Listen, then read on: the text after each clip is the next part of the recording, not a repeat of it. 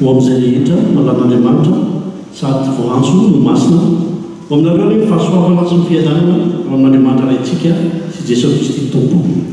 Amen. Anio talata sy ambin'ny folo May taona 2024 andro faharoa amin'ny herinandro fanamasina izay tarihin'ny samy natao kristianina zandriny ny trano fitiavana ary ny fibizety. Araka antsika ny loha hevitra anio manao hoe miasa ny fanahy masina mampijoro ho mahatio. Araka ny asan'ny apôstôly toko fahafito andika filo amin'ny dimampolo sy ny asan'ny apôstôly toko fahavalo dia ny voalohany. Ny mpitandrina raha iny arvoan'ny Veontsara Kristofy avao amin'ny hevitrika matomena mitondra ny amin'Andriamanitra amintsika amin'ny anio ity no dia faly miarabanao na tompy izay pastera io koa moa avadovadinao dia tonga miaraka amintsika eto dia manonona fiadanan'i Kristy ho aminao sy vadinao sy ny adonanao amin'ny asa fampitona izay sahinao dia mahay lehibe fa tsy foana sakory ny fikirizana lohany ny amin'ny asa fampitona. Dia hitsanga sikarianana idian'Andriamanitra amin'ny mpamakiana ny salamo. Salamo fahasivy. Salamo fahasivy atonga amin'ny andininy fahaenina ka hatramin'ny fahafito tapanara. Ataontsika amin'izay ny hira fepi amin'ny fahaenina aorian'ny vavaka mipetraka amin'ny figonana. Fakitrika ny salamo taran'i Jesosy manao hoe ny amin'ny fahavalo dia tanteraka mandrakizay ny fandravana azy ary izay tanàna ifandroravanao dia very dia mifatsovoana azy azy kanefa Jehova mitoetra mandrakizay. Amen.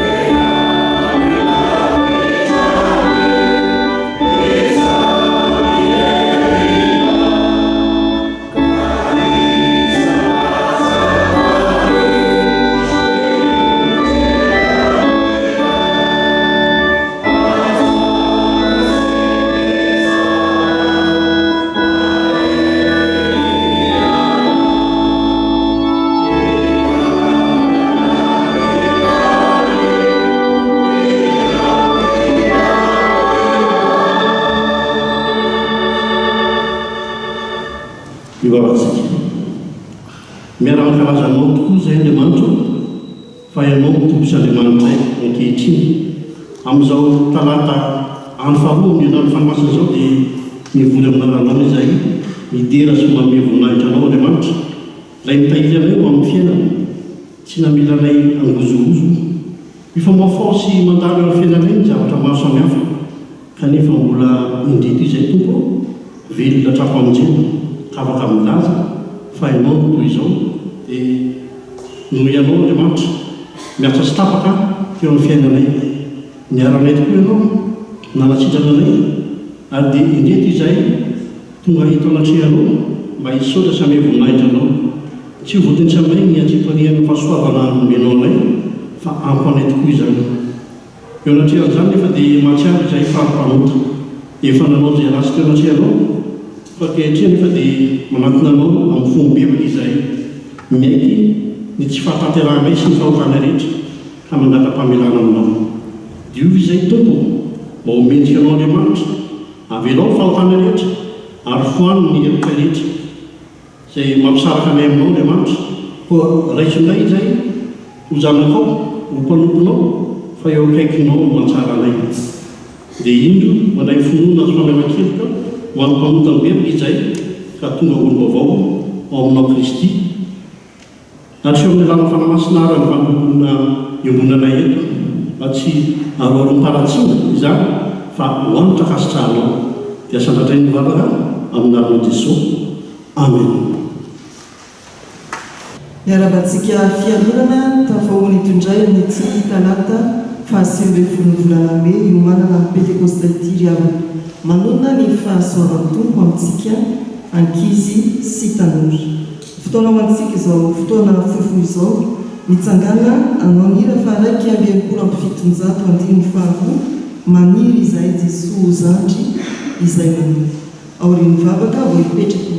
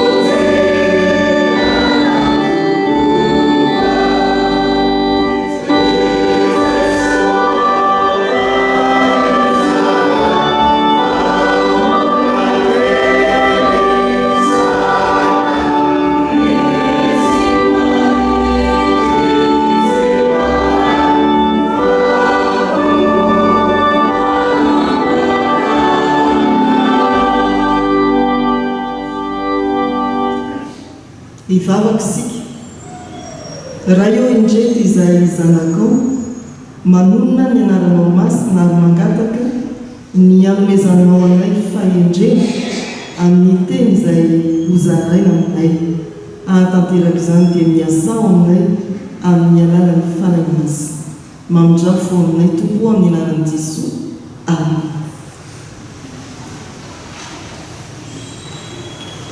Inona moa aloha hevitra natolotry mitarika atao hiarahantsika amin'ity amin'ity? Miasa ny fanahy masina mampijoro ho maritiohy. Araka ny asan'ny apôstôly toko 7 andininy 7:50 hatrany amin'ny toko 8 voalohany. Rahantsika ny andininy 5:50 tapany voalohany amin'ny anaran'i Jesosy manao hoe fa Stefana feno ny fanahy masina.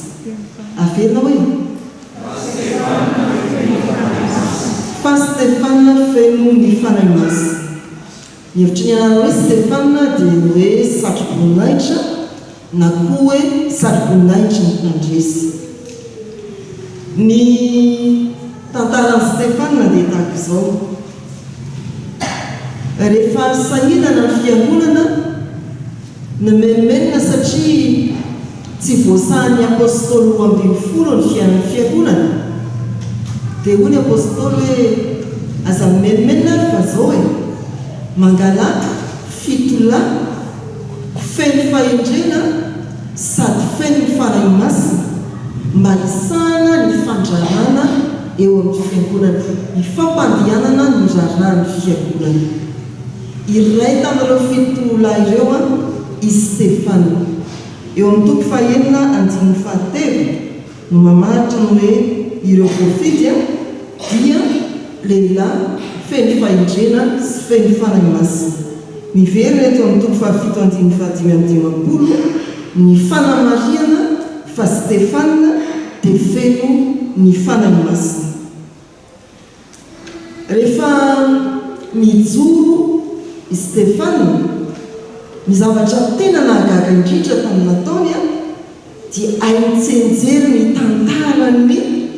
zanak'Israely nanomboka tany amin'ny Abrahama fanekena nataon'Andriamanitra taminy ka hatramin'ny nahaterahan'i Kristy ny nahafatesany nitsanganany tamin'ny maty. Tena io monina veriny teo anatrihan'ny vahoaka fa tezitra ny vahoaka andao toana vatoany fa masosotra ny zavatra lazay fa izao mbola mijoro foana i Stefana feno ny fanahy masina izy ny tantara izany indrindra izany fijoroana izany indrindra miperikopantsika amin'ity takariva ity feno ny fanahy masina izy na dia nianjehana na ratsiana ary nofofona ho faty notoram-bato azy dia tsy miala tamin'ny diso ny atao hoe martyra mantsy dia mijoro tsy miala amin'ny finoana na dia misy fahoriana na dia misy manenjika na dia misy maneso na dia misy meme zay ny atao hoe martyra irina ny afatra avy amin'ny fiainan'ny Stefana ny afatra voalohany dia ny hoe ny fanahy masina mampijoro ho martyra dia manome antsika tanora sy ankizy herim-po mba hijoro ny fanahy masina mampijoro martyra dia manome antsika ankizy sy tanora herim-po mba hijoro ny afatra faharoa dia ny hoe tsy hoe olon-dehibe ihany vo afaka ho martyra arak'izay fa amin'ny alalan'ny fanahy masina rehefa mahazo herim-po isika dia afaka mijoro na misy olona te hanalantsika tsy ho kristianina ntsony azy na misy olona meme antsika satria vavaka be isika na misy namana manesoneso antsika fa tsy mety mba mandainga isika ny miaraka amin'ny amin'ny fotoa mandratsy isika dia izao tanora isika afaka ho martyra afatra voalohany fanahy masina manome herim-po martyra afatra faharoa tsy miandry rehefa lehibe vo martyra ary ny afatra fahatelo dia mijoro hatrany isika rehefa feno ny fanahy masina ny firariana dia ho tahaka ny Stefana ianao any an-tsekoly ho toan'ny Stefana ianao any an-trano ho toan'ny Stefana ianao majoro no ny asan'ny fanahy masina rehefa miaraka amin'ny namanao tahaka anao ankizy na tanora amen ivavaka isika tompo misy anarana voarakitra amin'ny soratra masina mametraka fianarana manay dia ny anarany Stefana voafity izy satria feno ny fanahy masina ananandraikitra eo amin'ny fiangonana na joro izy na dia mitoram-bato sy nokendrena ho faty azy misaotra fa nomenao anay ny fanahy masina mba hahafahanay manana herim-po herin-tsaina herim-ponoana hijoroana ho vavolombelonao tsy andro lehibe tokoa izahay vao hijoro fa amin'izao fahazazana mahankizy anay mahatanolana izao dia efa hijoro izany ampio izahay tompo any an-tsekoly eny amin'ny fiarahamonina miaraka amin'ny namana any an-trano miaraka amin'ny ray aman-dreny sy ndray tapo aminay mba ho toan'ny Stefana feno ny fanahy masina ka ho martyra mankoa dia jereo ny fianaranay ny fiainanay isa tokantrano misy anay ny fahasalamanay amin'ny anaran'i Jesosy amen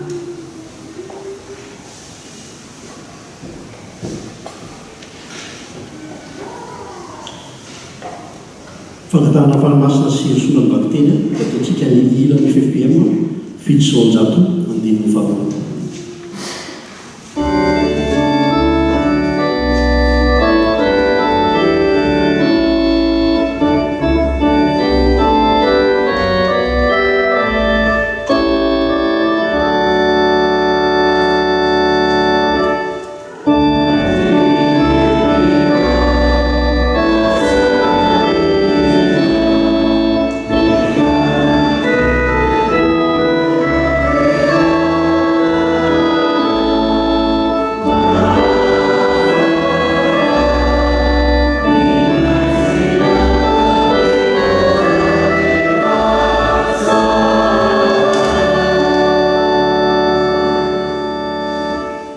iaraka hivavaka isika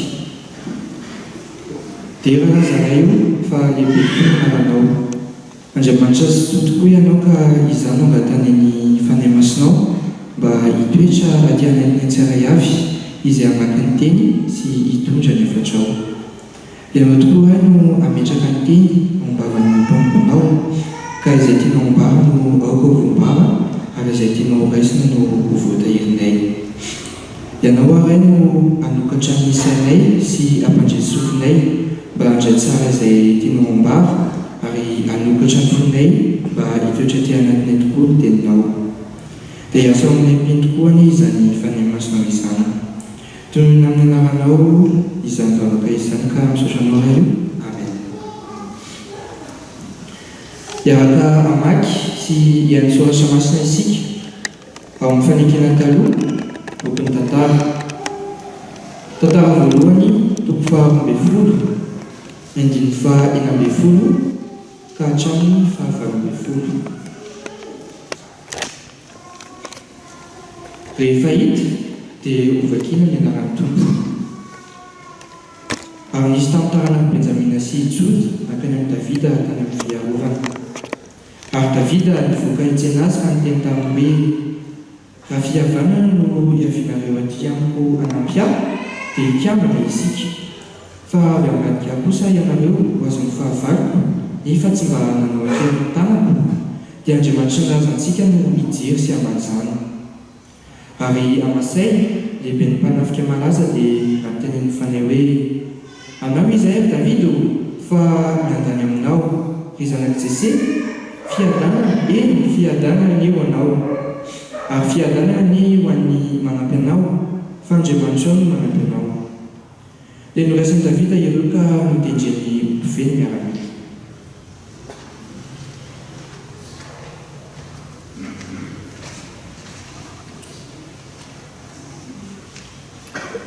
Mbola toizantsika ny famakiana ny soratra masina fanekena vaovao filazantsara ny soratan'ny Luka toko faharoa ny andininy faharoa amby roapolo hatramin'ny fahavalo amby roapolo. Ary toy izany ny famakiana ny soratra masina ao amin'ny bokin'ny asan'ny apôstôly toko fahafito ny andininy fahafito amby dimapolo hatramin'ny toko fahavalo andininy voalohany. Rehefa dia vakina amin'ny anaran'ny tompo manao hoe ary rehefa tapitra ny andro fidiovana araka lalàn'i Mosesy dia nitondra azy niakatra tany Jerosalema izy mba hatolotra ho an'ny tompo araka ny voasoratra ao amin'ny lalàn'ny tompo hoe ny lava voalohany teraka rehetra atao hoe masina ho an'i Jehovah ary mba hanatra fanatra arak'izay voalaza ao amin'ny lalàn'ny tompo hoe tongona roa na zanak'olomay lala roa. Ary iny misy lehilahy atao hoe Simona atao Jerosalema ary marina sady mivavaka tsara izany lehilahy izany ka niandry ny fampiononana ny Israely ary ny fanay masina dia tao aminy. Ary rehefa nambara ny fanay masina taminy fa tsy ahita fahafatesana izy mandra-pahitana Kristy ny tompo ary nento ny fanay masina miditra teo an-kianjan'ny tempoly izy. Ary rehefa nampidiriny ray aman-dreny Jesosy azy mba hanaovany araka ny fomba ny lalàna ny amin'ny zaza dia nitrotro azy izy ka niteran'Andriamanitra manao hoe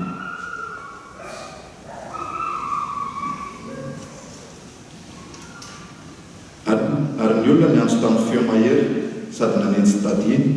ka indray nirotana taminy. Dia nandroaka azy hoe nivelan'ny tanàna ka nitorabato azy ary ireo vavolombelona dia nametraka amin'ny fitafiana teo aninan'ny tongotry ny zatovo anankiray atao hoe Saoly. Ary ny olona nitorabato an'i Stefana izay niantso hoe ry Jesosy tompo raiso ny fanahy. Dia nandoarika izy ka niantso tamin'ny feo mahery hoe tompo aza atao ho ely ny andeha zao zao. Ary rehefa nilaza izany izy dia nodimanitra ary Saoly mba nakasitraka ny manana azy koa. Amen. Ray masina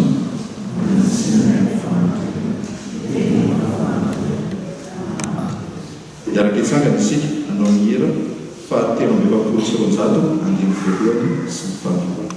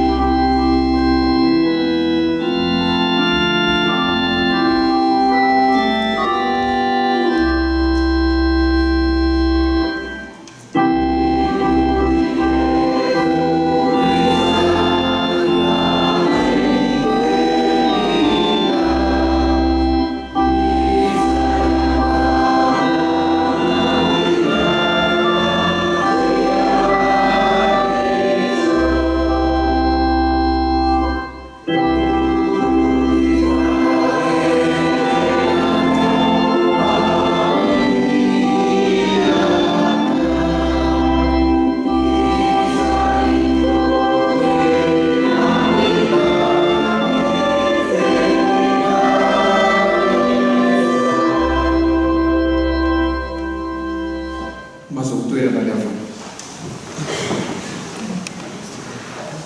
ho aminareo le liavana ny fahasoavana sy ny fiadanana avy amin'Andriamanitra raitsika sy Jesosy Kristy tompo. Amen.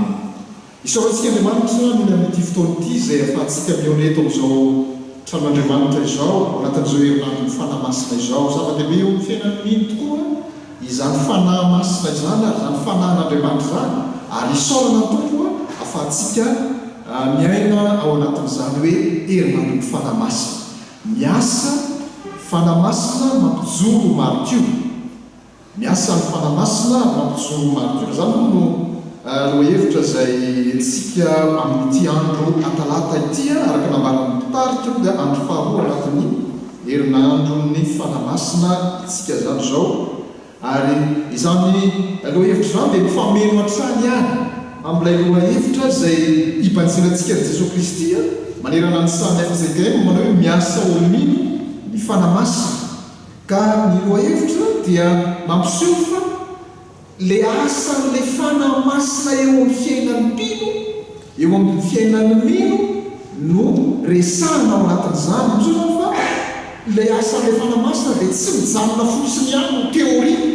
tsy mijanona ho fahalalana, tsy mijanona ho fampahirezana fotsiny ihany zany asan'ny fanahymasina zany fa ny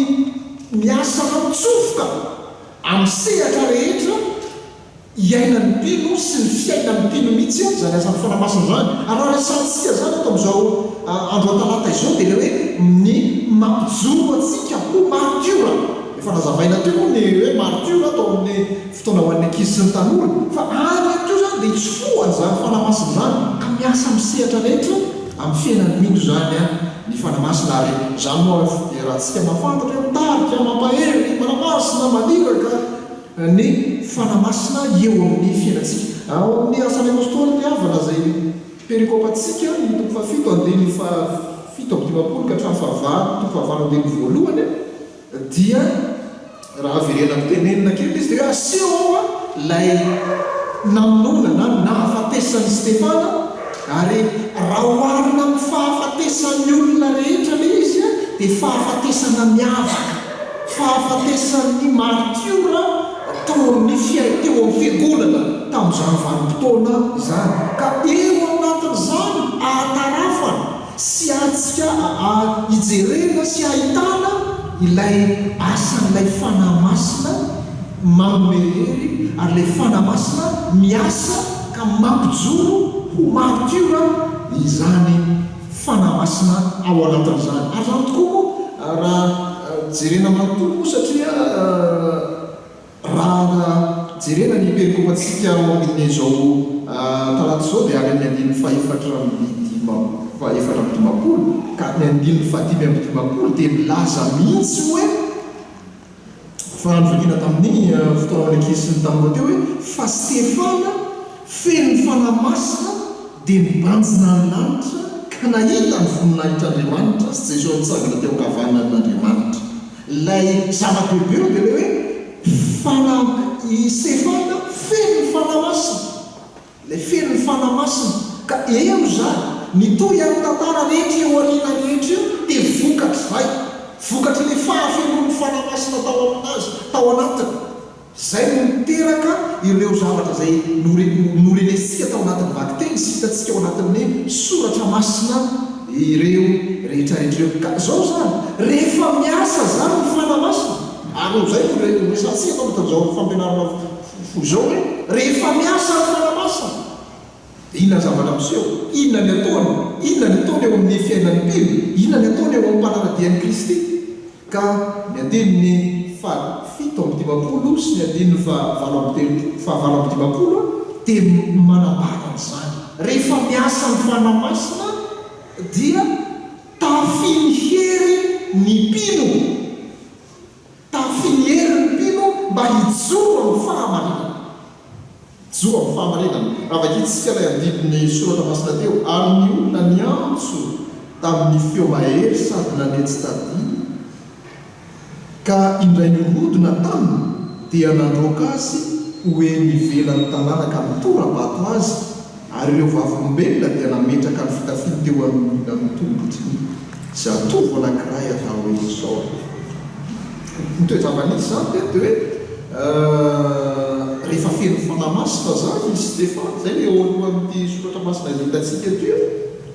ary raha mamakotsika any amin'ny toko fahaenina ny andininy fahadimy any dia tena lazaina mihitsy hoe feno finoana sy fanamasina izy ny any amin'ny andininy fahavalo amin'ny toko fahaenina koa dia feno fahasoavana sery izy ny eo amin'ny andininy fahafolo amin'ny toko fahaenina hoe tsy nahatohitra ny fahendrena sy ny fanahy ny tenenany ny olona zany tena nanana hery voatafy hery Stefana teto amin'ity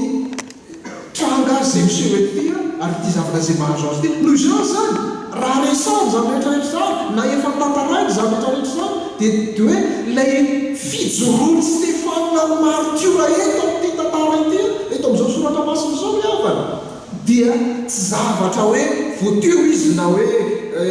kisedaseda fotsiny any fa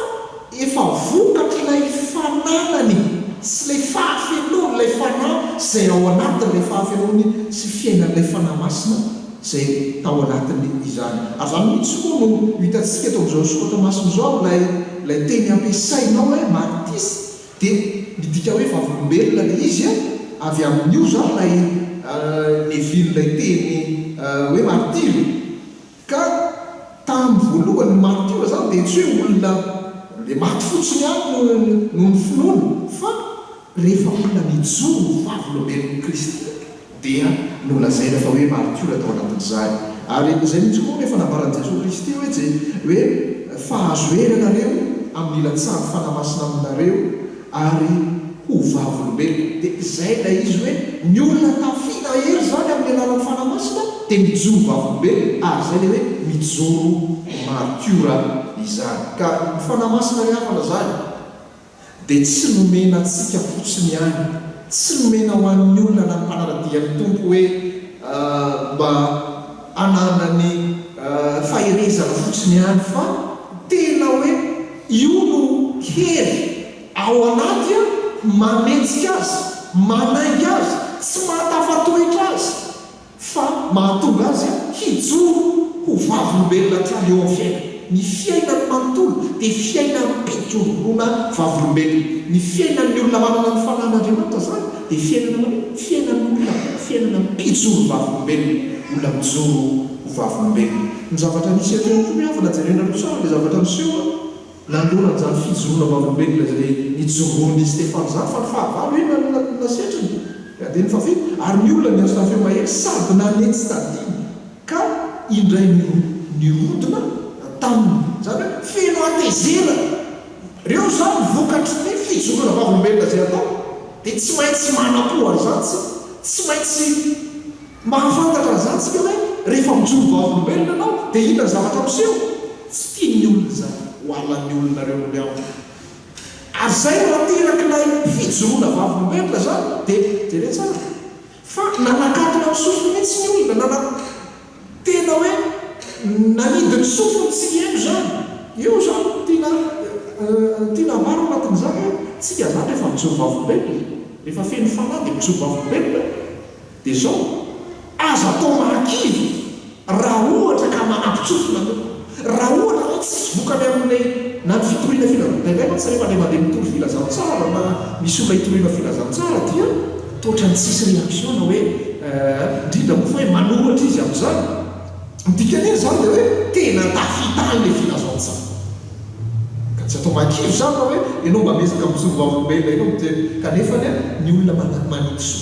dikan'izay zany vao mety tafitany mihitsy ny afatra ao anatin'izany satria misy fetrikany eo aminy zany le izy zay nanakatona zao Stefana kosa dia raha zavatra misy eo amin'ny andininy fahadimy amin'ny dimapolo eo aloha kely ao amin'ny periponatsika eo dia efa nivakiko teo dia hoe inona nataon'i Stefana nibanjina ny lanitra ka nahita ny voninahitran'Andriamanitra zay zany le zavatra nisy zany teo ka misy fifanoherana zany eto havana raha neny Stefana dia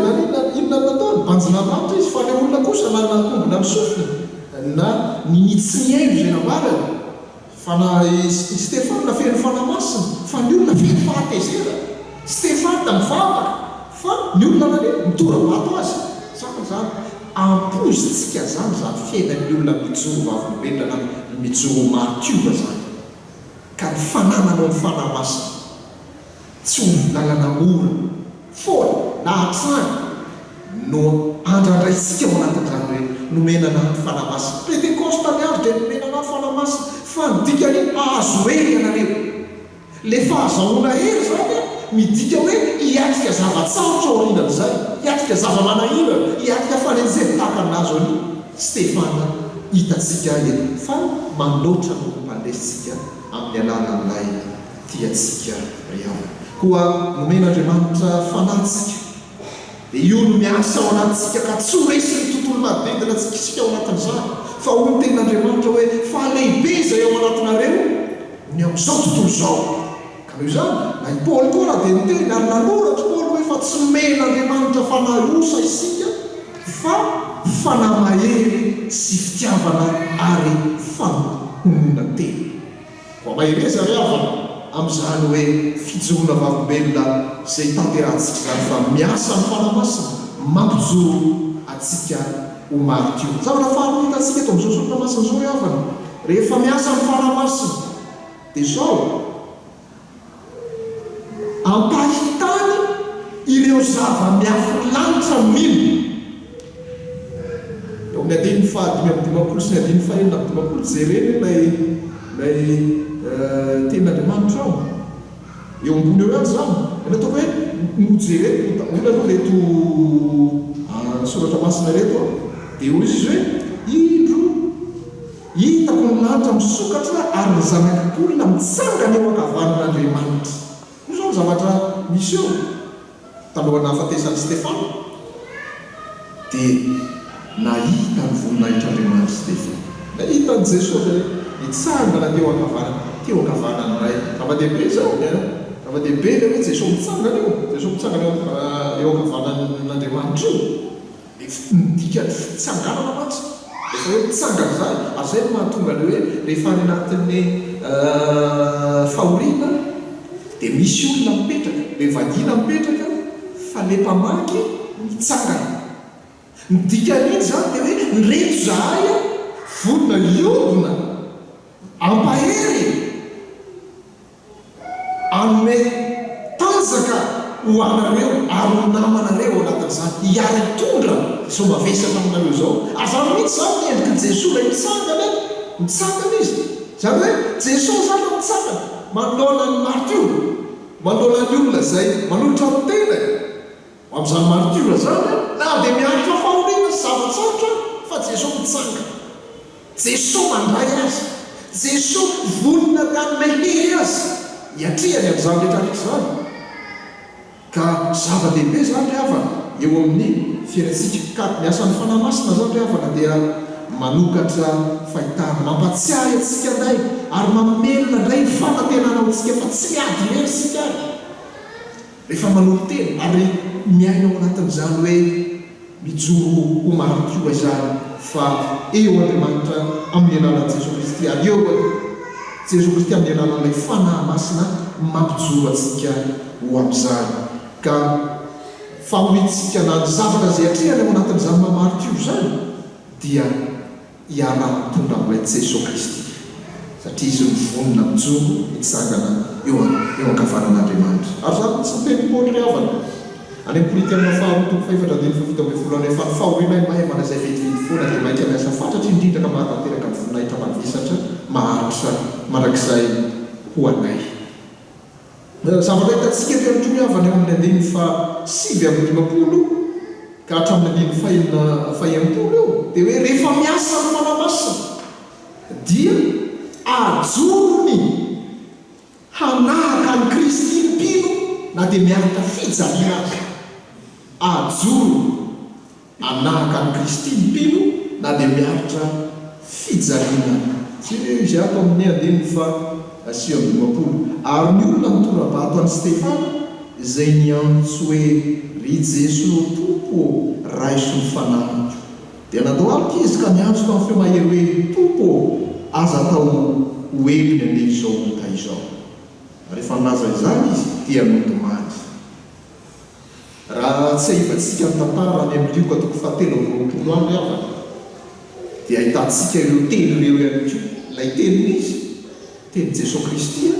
zay teo amin'ny azo fijalena efa nadary fijalena maro izy de Jesosy noteny raha eo an-tananao fanahy raha eo mamelany heriny fa tsy fantaka izay ataony ary zany izy koa teny nataony Stefana eo zany le hoe ny mpino zany na dia miaraka fahoriana ka rehefa miasa ny fanamasina dia eo lay fanajoronatsika hanahaka ny Kristy ajorony hanahaka ny Kristy ny mpino zany na dia miaraka fahoriana ka le fanamasina zany tsy hoe mampirisika fotsiny ihany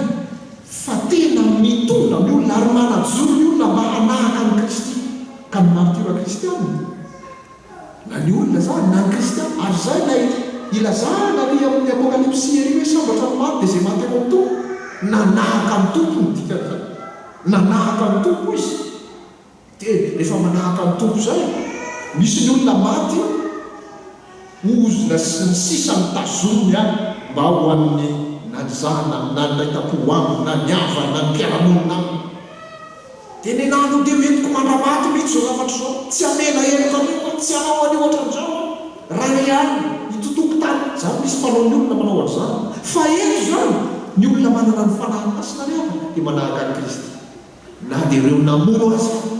na dia ireo torako atao aminy ary fa mbola nataony ao na velona ny melo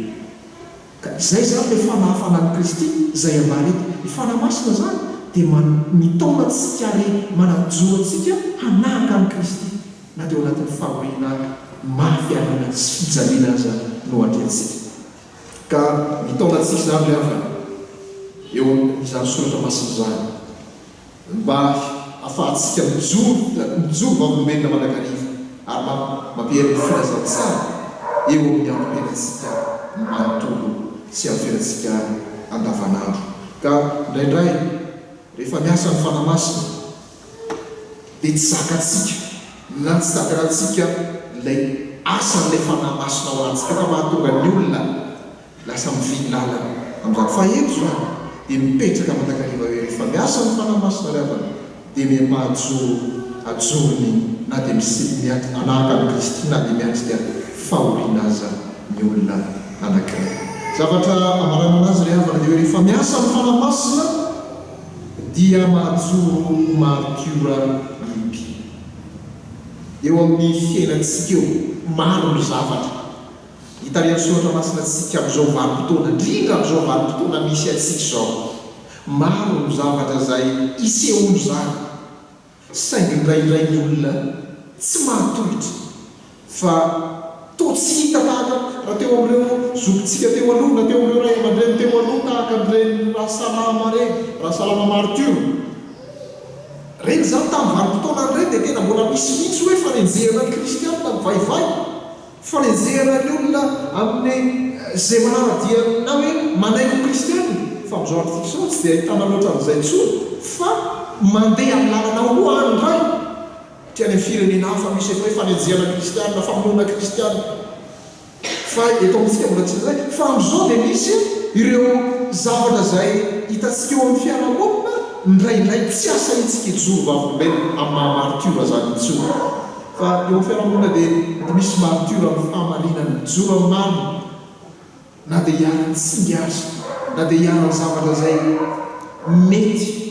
aningotra ny aina sy mitombotsoa dia mijoro ho martyra ary zany hitarian'ny soratra masina antsika zany amin'ity andro ity tahaka ny Stefana zay eny fa na dia miaino nitiarany nafo miaino nitiarany motoram-bato dia nijoro ho martyra izy ary zany marany soratra masina ry havana lay antsika tsy injeritra am'ireo sambatra zay injerana ny fahamarinana dia mitarika antsika amin'izany misy ny martyra amin'ny fijoroana amin'ny finoana mijoro amin'ny finoana martyra mijoro amin'ny fanompoana mety ho very tombotsoa mety ho very vola mety ho very no nitoerana misy fa manaraka ny Kristy fa eto havana mitondra antsika zao soratra masina zay mantsika ao anatin'izao herinandro fanahymasina izao zay hitantsika hoe miasa ny fanahymasina ka mampijoro ho martyra miasa ny fanahymasina mampijoro martyra ka manome hery mitondra antsika ho amin'ny fahamarinana ary manome ny fahitana dia zava-miafin'ny lanitra ary mahatonga antsika toetra manakariva ao amin'ny tontolo isan'andro isan'andro. Koa ho antsika eto amin'izao fiangonana izao ary mba engany ho mpijoro vavimbelona ka ilay fanahy masina zay tsaovantsika fa hoe tonga ho an'ny olona rehetra tamin'ny andro pentekosta. Satria tokoa mantsy misy ny vanim-potoana hoe ny olona manokana ihany nomena ny fanahy masina, fa rehefa tonga ny andro pentekosta dia nomena ho an'ny olona rehetra ny fanahy masina ho an'izay mino zay nandray an'i Jesosy Kristy. Dia anisan'izany koa anitsika ka tsy ho fotoana handalo fotsiny ihany zany pentekosta zany, fa tena anavozantsika indray ary tena ahatsapatsika sy alora tena tsika mba anaiko tarihan' zany fanahin'Andriamanitra zany ka hiasa ary eny fanady ihany amin'ingotra ny antsika ny asan'ny fanahy masina ao anantsika dia hitsoro ho maro tiora itsika. Ianao koa miava mandehana dia mba manaova toy izany ihany koa. Ho an'Andriamanitra ireny ny voninahitra. Amen. Mivavaka isika. Miasa ny fananao masin'Andriamanitra ka mampijoro ho maro tiora. Miasa ihany koa fananao masina ka manafy herin'ny mpino hajoro amin'ny fahamarinana ary mampahita ny zava-miafin'ny lanitra fa indrindra ihany mampijoro hanaraka an'i Jesosy Kristy zanakao na dia ao anatin'ny fahoriana sy ny fizahan-toetra azy. Ety amin'izao tontolo izao be fahoriana tokoa izay Andriamanitra, maro ny zavatra mampahory anay. Ny Yesu ny latsa ny fanenjehana, ny fanakiviana maro samihafa. Nareo teny mandratra anay noho ny amin'ny fanarahanay anao sy ny fanekenay ho isan'ny mino anao azy. Fa ianao no efa niteny hoe ety amin'izao tontolo izao no ahitanareo fahoriana, nefa matroky fa izao efa nary izao tontolo izao. Ianao ilay mpandresy Andriamanitra tamin'ny alalan'i Jesosy Kristy zanakao tokoa no manafy hery anay ankehitriny mba azakanay ireny fizahan-toetra miatra aminay ireny. Fa firifiry aminay tokoa Andriamanitra no manaiky anao, nanaiky teo anatrehanao, fanompo anao, hanaraka anao ary ino anao. Kanefa vao serahan'ireny zava-mamory sy zava-manahirana ireny dia miala ary mandala Andriamanitra. Ankehitriny ary izay Tompo, mangataka aminao ho anay rehetra izay manatrika etony, izay efa nanolotena ho anao, efa nanaiky ino anao. Ilay herinao Andriamanitra velona mihitsy Tompo no angatahnay, ho tafianay handrakotra ny fiainanay, mba ho hery manainga anay hafanay mijoro vavimbelona mandrakariva na dia ao anatin'ny zava-manahirana anay ary. Satria rehefa mahazo hery tokoa izay Andriamanitra dia afaka miatrika ireny amin'ny finoananao Andriamanitra ary afaka mijoro amin'ny fanoherana ireny. Indraindray aza Andriamanitra dia ny olona akaiky anay no manakivy anay, ny olona akaiky anay mihitsy no maneso anay ka mampizongozina ny finoanay anao. Fa ankehitriny izay dia manana fanantenana ary matoky ny herinao fa niza hanenjika anay ary reniny hiatra aminay dia hijoro vavimbelonao izay noho ny amin'ilay hery fananao masina miasa teo anatinay. Koa izay Andriamanitra ho fanahinao tahaka ny Stefana mpanomponao ka hijoro anao mandrakariva ninina miatra aminay. Entina eo anatrehanao Andriamanitro ny fiainam-panomponay tsiraray avy. Eo ny tandrony, ny diakôny, ny olona, ny sampana maro samihafa, mpandray fanasan'ny tompo sy ireo kristianina maro izay efa nanao fanekena teo anatrehanao. Andriamanitra mampahery ianao, Andriamanitra mampijoro ianao, ary indrindra Andriamanitra manome ny tanjaka amin'ny alalan'ny fananao masina. Kotay izay mba hajoro na amin'ny teny na amin'ny asa ny amin'ny fiainanay manontolo, ka raha mifanerasera amin'izao tontolo izao ary izay tompo dia ho hitan'izy ireny fa manana anao ary asan'ny fananao masina hahatonga azy ireny ihany koa hanaraka anao ka naiky hitoera amin'ny fananao masina hanarana anao Andriamanitra. Tomponay, entinay eo anatrehanao ihany koa ankehitriny ny fiainan'ireo namanay izay miatrika fahoriana ary ao anatin'ny fisedrana mahamay ankehitriny. Ampatsianoy azy ireny Andriamanitro fa ireny dia mandalo ihany, fa rehefa ao aminazy ireny ny fananao masina dia afaka miatrika izany ka anana fanantenana vaovao izy ireny. Eo ihany koa Andriamanitra ny mpanomponao izay ao anatiny tsy fahasalamana, matsiaro mangiry-firy, matsiaro sahirana, ary indrindra matsiaro ho very azy. Fa ilay fananao masina mpampatsiaro no hitoetra aminy ka hanome toky azy, hanomery azy ahafahany miatrika ny aretina, hanana ny fanasitranana ao aminao Jesosy Kristy. Fa ny fananao masina koto no angatanay hanasitrana izao firenena izao izay ao anatin'ny aretina amin'ny fahasahiranana, aretina amin'ny tsy fandriam-pahalemana, aretina amin'ny adilahy maro samihafa.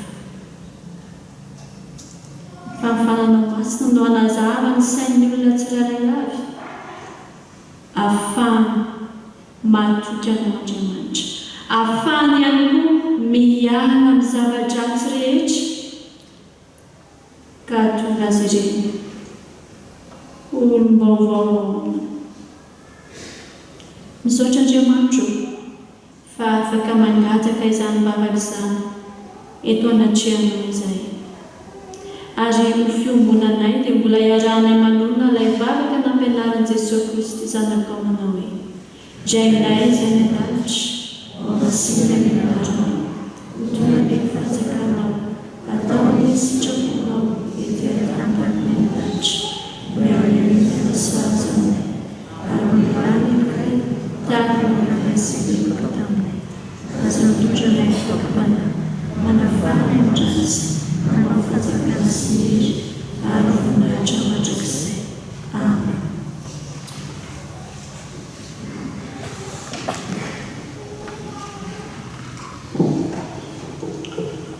Ho fijoroana vaovao-benta sy ho famafisana fontsika dia hitsangasika anomban'ny fanakibonona laran'ny faro. Isika milon'Andriamanitra iray raitsy to ao ambany sy ny tany, ary ny zavatra rehetra na hita na tsy Jesosy Kristy tomporay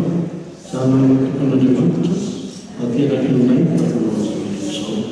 ny mazava avy mazava Andriamanitra tokoa avy Andriamanitra ateraka fa tsy natao vai aminay ny zavatra rehetra izy minanahinitra tontolo izao noho ny amintsika olombelona navitany an-danitra izy ary nataony fanamasina ny nofo amin'ny hazo marijiny dia tonga olona izy noombona tamin'ny hazo fijaliana fanavotana antsika tany nanampahany Ponte Pilato izy nijaly izy ka nalevana nitsangana tamin'ny maty tamin'ny fahatelo arak'ilay voasoratra izy niakatra ho any an-danitra izy ary mipetraka eo tany-kavanany iray avy any ny aviany iray miraitra tsara ny velona sy ny maty ary mandrakizay ny fanjakany isika mino ny fanahy masina tompo sady mpanome aina iray avy amin'ny ray sy ny zanaka zaina miaraka amin'ny ray sy ny zanaka izy dia niteny tamin'ny baba mpaminany isika mino ny fiangonana iray miorona fanambaran'ny apôstôly ary manerina izao tontolo izao isika manaiky mibatisa iray milan-keloka sady manantena ny fitsanganany maty ary ny fiainana mandrakizay amen. Toy izao ary avana ny tsara ho fantatra mandritra n'izao herinandro ny fanamasina izao sy ny amin'ny ladin'ny pentekostra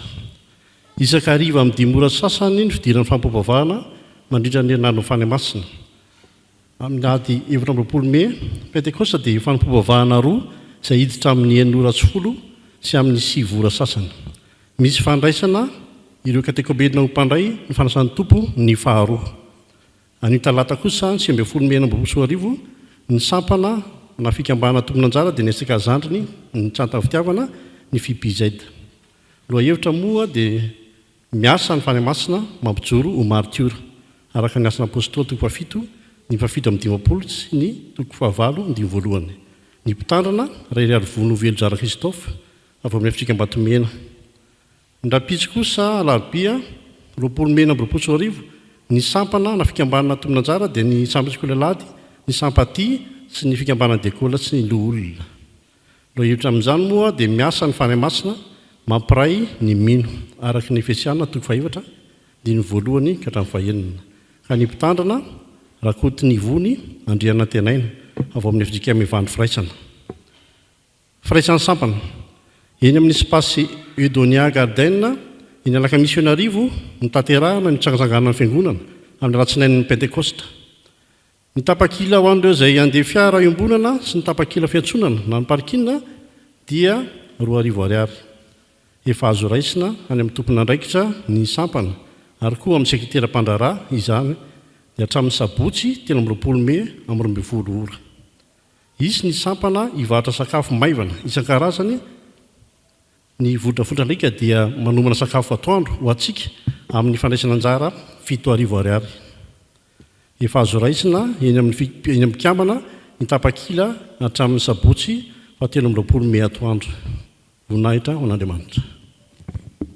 Miara-misaotra ny tompo sika afaka nanatrika ity fotoana talata 7 Mey ity ary nandraindray ny herin'ny fanahy masina mba hahatonga antsika hijoro ho martiora. Misaotra ny ray aman-dreny mpitandrina mpiara-miasa ny amin'ny nitondrany ny fampianarana sy ny afatra teo ary mirary ny herin'ny faherezana ho anareo mivady sy ny ankonanareo.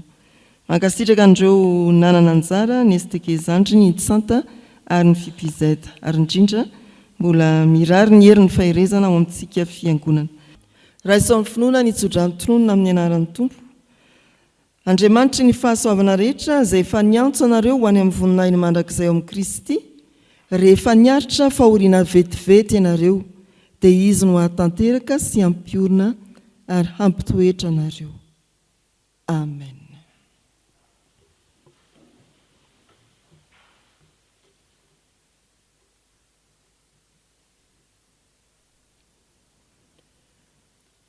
Ho an'Andriamanitra irery-any ane ny voninahitra amin'ny anaran'ny sy ny zanaka ary ny fanahy masina